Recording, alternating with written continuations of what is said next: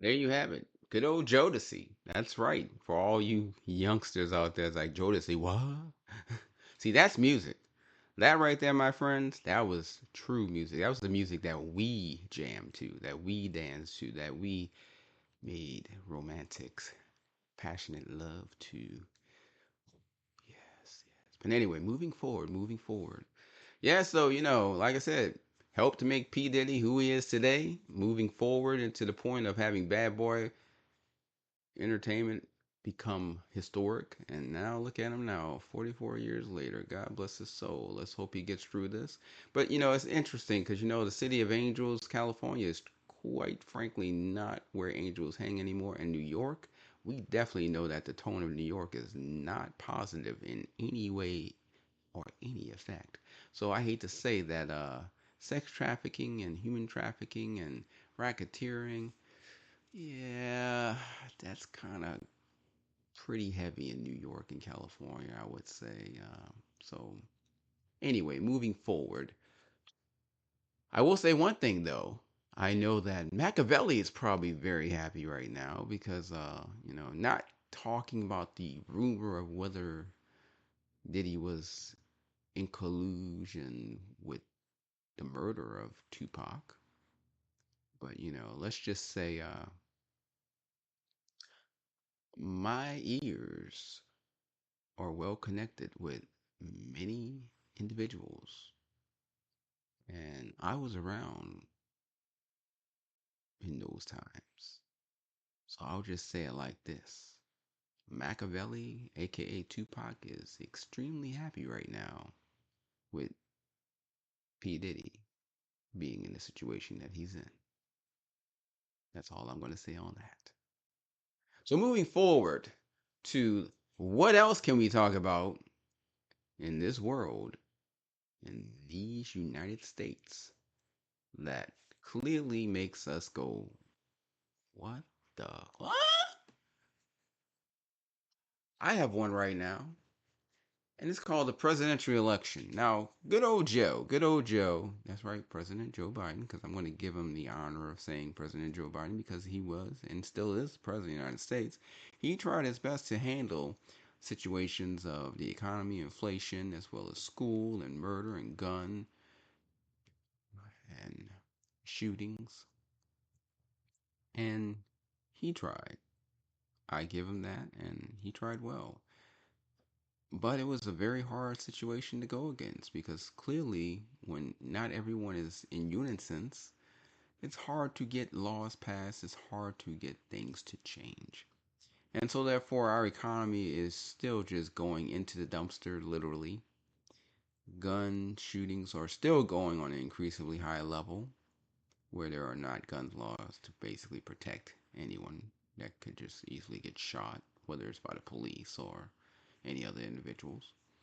And of course, like I said, inflation, prices in our food, gas, clothing, the amount of money just to get a home now, the amount of money just to pay for an apartment now.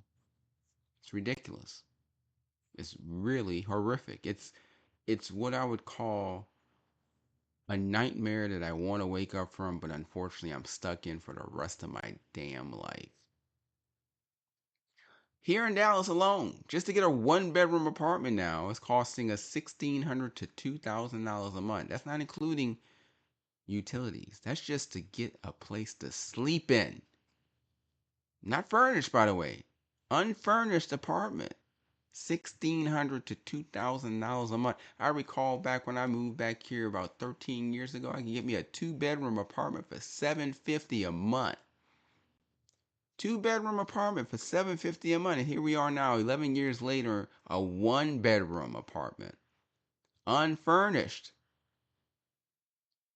$1,600 to $2,000. And you're not talking about the water, you're not talking about the electricity, the internet, you're not talking about the gas. You're just talking about getting a place to walk into before you even have furniture to put in and internet to put in and electricity to turn on and water to use.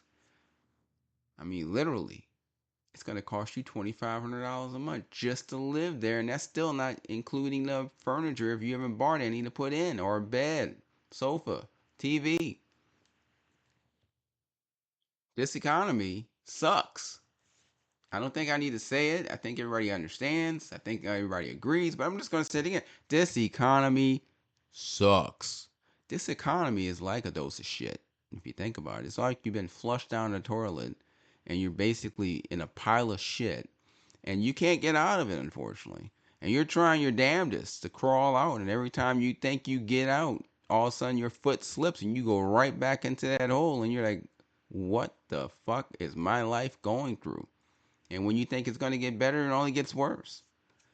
And trust me, what's worse about the situation is we're not even at the end of it yet. I've been told this is like tier 3 out of tier 4. Like, what? Tier 3 out of tier 4? Well, what's tier 4 going to bring us? I mean, hell, you already got people losing jobs. You already got people losing cars. You already got people that can't pay their bills and are 1 to 3 months behind in their credit card payments and their monthly notes for their house, or their basically trying to pay for their income tax that they still owe money on because they didn't actually get income tax this year and they only made 16 to 18,000 or 21,000 a year and still didn't get any money back because the laws have now changed to the point that unless you make less than $16,500, you're not even going to get money back from your income tax, and you're not even making enough to consider yourself livable. What happened? I mean, what happened? I mean, I'm not gonna say I haven't been through any shit, cause hell, I mean, I was gone for almost a year. I mean, think about it. I was going through a lot of shit. Lost a girlfriend, lost another girlfriend. Next thing you know, I got bills to pay, cause they left me with the bills. Gotta love that, right? You know, oh, yeah, thanks for being around. Love you. Yeah. By the way, here's the bill for you to cover. I'll be checking out. Thanks. Have a great one. Good luck. Thanks for the memories. Yeah, that's what I got in my more than 365 days, you know? Gotta love that, right? And but yet they always tell us, mom always tells you, hey, take care of your woman, be a gentleman, love them, treat them right.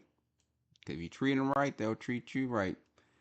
Well, I guess they wasn't taught anymore about treating you right. I guess they kind of forgot to pass that on in the generations, I guess they don't go, how was your day? Oh, would you like to have any food on the table? What can I make you today? Would you like to have a beer? Or maybe I can give you a cocktail or a foot massage? Or, hey, since you're home, let me make you feel a little good and make me feel a little good, and we can feel a little good and get a little passionate together.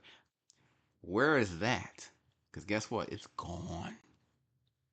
It's gone. It's no longer available. It's no longer in existence. Love? You know what they think love is now? Oh, I hang with you. You spend money on me. You buy me things. That's love. Where's the romance? Where's the passion? Where's the gratification? Where's the situation of just showing that you actually appreciate someone? You know what I'm talking about. Don't think you don't. You know exactly what I'm talking about. You hear me. You know. It's gone. And you know what gets me? You know what really gets me when it comes to females? I love females to death. Don't get me wrong. I strive for females to have equal opportunity and equal empowerment, and to start their own businesses, and of course having a female president would be nice one day. So I strive to see a female move forward because they have been held back for several decades. But here's the thing that I don't like about females when it comes to relationships and love. They never think about how much money is being spent on them. Yes, I said it, and I'll say it again. They never, ever think about how much money is being spent on them. Because you know what? If they thought about how much money was being spent on them, they might appreciate it and want to actually give something in return. Because there are guys out there that, they'll take you to Burger King, McDonald's, or, they'll take you just to a movie and then, expect to have sex or blowjob or whatever after.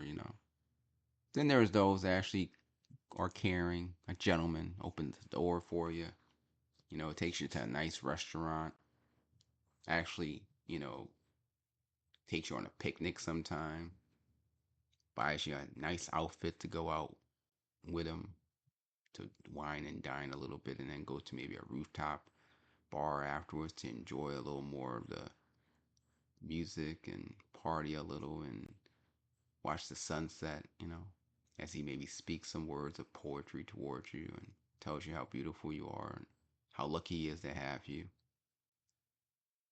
And he's probably spent a good couple $100. And what do? Thank you. I love you. And that's it. That's what you do. Thank you. You're so sweet. Oh, I love you so much. That's what you do. Nothing else. Like, really. He just spent hundreds of dollars on you, and that's what you do.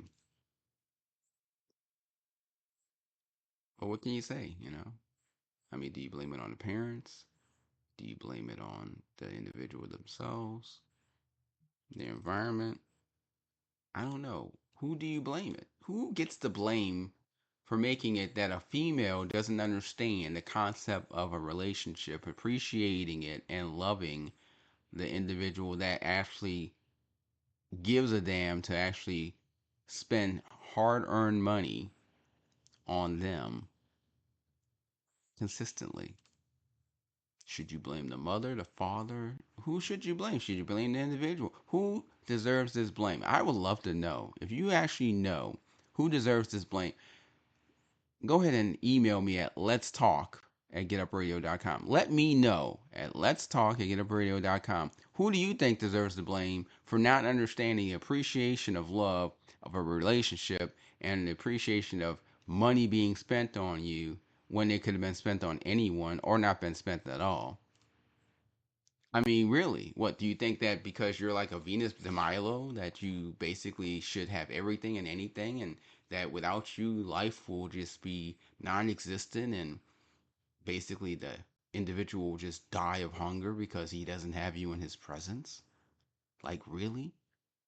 I mean, I love to know what women think, that they believe that they're just like the ultimate, that if they were not there, to accept these gifts, to enjoy these dinners, to enjoy these outfits, to enjoy these eventful nights where they're spending not a single penny on anything. They think that, they're just like the goddess, and you should just be happy to have them in your presence. Be happy. I'm in your presence. You have me. That's all that matters. You have me, and that's all that matters. I'm sorry.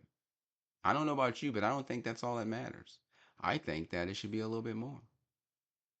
But hey, we're going to leave that subject alone for now and move forward.